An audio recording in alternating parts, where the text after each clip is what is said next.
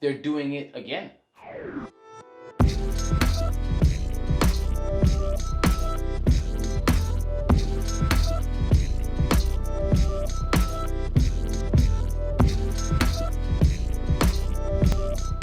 what's up, nerd fam? This is your boy Gershon, and I want to welcome you to Enter the Nerd, where we talk about superhero movies, shows, comic books, and all of that. If you like that type of stuff, make sure you like the video and subscribe to the channel so you can get some more of this content.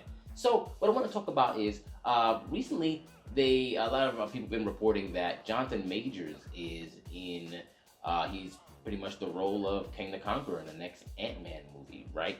And obviously, Kang is looking to be the villain because he ties a couple things together. He ties the Fantastic Four in there and the Young Avengers, right? Like there's tons of cool stuff. You see it on my shirt. Those are the Young Avengers around him, right? So in case you don't know, Kang the Conqueror is a time displaced descendant of Reed Richards from the Fantastic Four. He's from the 31st century, right? He is a supervillain, and he's supposed to pretty much, I think, maybe end up being the big bad for the next phase of the MCU. That hasn't been confirmed, but it's just that he should be in Ant-Man 3 at the very least, right? So what do I think about that? Now, if you've watched any other videos on my channel, you know how I feel about them race swapping characters. I'm not a big fan of it. I love Jonathan Majors though. I really do. Like, I love the fact that Jonathan Majors does so well in every role that he's in, whether it's Lovecraft Country, whether it's Five Bloods, Last Black Man in San Francisco. He's awesome in everywhere he goes, and I think for such a prolific actor like that right now, like he's like building, has such a busy schedule. He's got more movies coming out. I feel like a new character, like something, well, not new like just created, but new to the mainstream audience, should be anchored to someone like him. Take a recognizable actor, especially right now, and put something that the mainstream audience doesn't know, so it can bring that character exposure and make them go and read it. They've done it several times. The mainstream audience had no idea who Guardians of the Galaxy was. Then they put it out there and people started reading more and going, oh, okay, this is cool. The same thing with tons of other characters. A lot of people didn't know. They didn't know who Captain Marvel was, and we can go so on and so forth.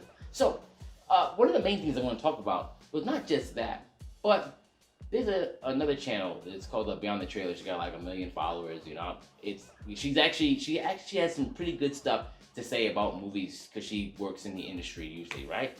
But she said something that kind of symbolizes some of like the problems that I complain about a lot, which was when she mentioned them putting him in the role, putting Jonathan Majors in the role of Kang the Conqueror.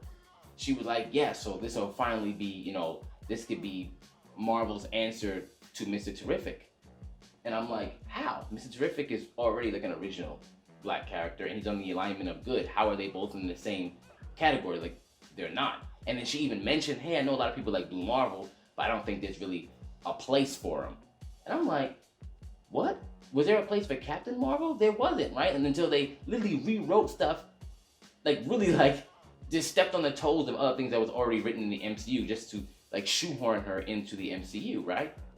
But apparently Blue Marvel couldn't get in there, right? That's like, it's crazy, right? Which, you know, I would love to see if they were going to put Jonathan Majors in something. That'd be kind of cool, right? I already know like the Young Avengers are supposed to come, right? Like that, and you can see that because they already have Cassie Lang, who's supposed to be Stature eventually, and obviously I think he's probably too old to play Patriot, especially if they want him to be like, you know, either like 18 or 19, because he's like 31. He can still play a young guy, but they probably wouldn't go with him for something like that. But the next thing she said, which was kind of weird, right? She was like, you know, maybe they can make Kang the Conqueror a different version of Adam Brashear, which is Blue Marvel. So don't put Blue Marvel as himself in the movie, but put him as a different version of another character. What the hell? That's what I'm talking about, where it's like, all right, so we can't put the original black character in there. But what we can do is put him in by name and actually make him this whole other character that was never black to begin. This is, like, it's a whole waste, because at the end of the day, it's just going to be Kang. It's crazy, right? And even though that's not what Marvel said, Marvel didn't say they're going to do that, so I don't want to put that, you know, Marvel never said they were going to do something like that. I'm just saying, that's the type of thinking that goes behind this stuff, where it's like, okay, well, we can't do the original character, let's just make an amalgamation of sorts and just shove a recognizable actor in there. And here's the thing, I think Jonathan Majors could anchor any character. Any character. That's how good he is. That's how good I believe he is. Which is why I would love to see him play someone original so people could get that. I mean, look what happened. A lot of people know anybody who reads the comics knows Black Panther. And a lot of people who didn't read the comics, kind of knew who he was. But after they saw the movie, comic sales went up. People got more interested in and stuff like that. That'd be awesome. So what if he was someone who's an unknown, like Night Thrasher? A lot of people probably still don't know who Night Thrasher is, but he's pretty much like Batman, and he leads the New Warriors, and there'd be another character you can introduce in that, Rage. And then obviously, if you wanted to put Nova in there, you could, and whoever you wanted to, right? He could lead a team. Jonathan Majors is someone who you would make the center of something. That would be awesome, like a New Warriors movie. That'd be great. I think it makes more sense. That's just me, though. That's just my opinion, right? I want to see him in the MCU some way, but if I had my preference would be in an original role, so he could really shine and bring along an original character that people do not know. It's about to happen right now in WandaVision with Monica Rambeau. People don't know her, but WandaVision is going to be heavily watched. The best time to bring in a new character is something that is going to be highly visible. This is the best time. So I don't know why they wouldn't do that, right? And I'm also not gonna say that in Beyond the Trailer, Grace Randolph, her name. I'm not saying that she's I don't like original Black characters, but it's so easy to just see. It was such a lazy thing. Just put him in there by name. Don't put the actual character like that. We gotta stop stuff like that. That stuff I don't like. Just, you can have King the Conqueror be whoever he was in the comic, and then put Jonathan Majors as something else, but just as prolific, that can make use of his acting skills. And some people might disagree, and that's okay. That's okay. We can disagree on that. But that's just what I would like to see from him. Also, I mean, it's good because if we do get Young Avengers, we do get, like I said earlier, we do get Eli. However, I did hear rumors that we're going to replace Eli with America Chavez, as in Miss America.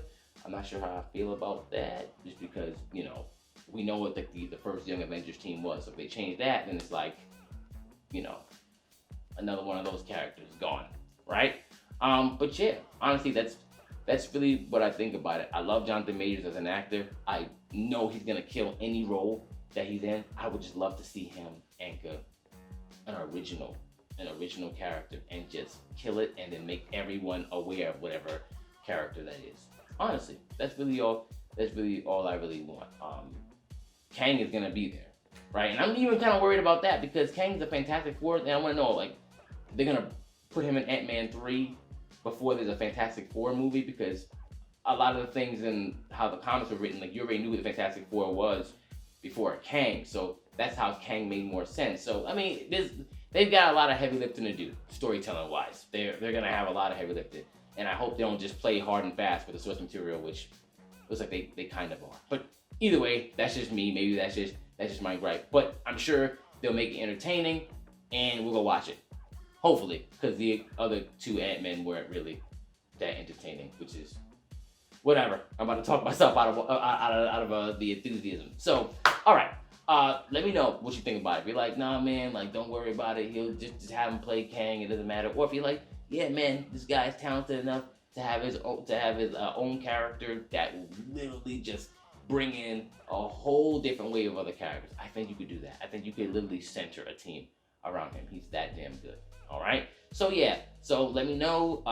Comment, whatever. Make sure that you keep on watching these movies. Make sure you keep on supporting these characters. Keep on supporting them, and also remember to enter the nerd.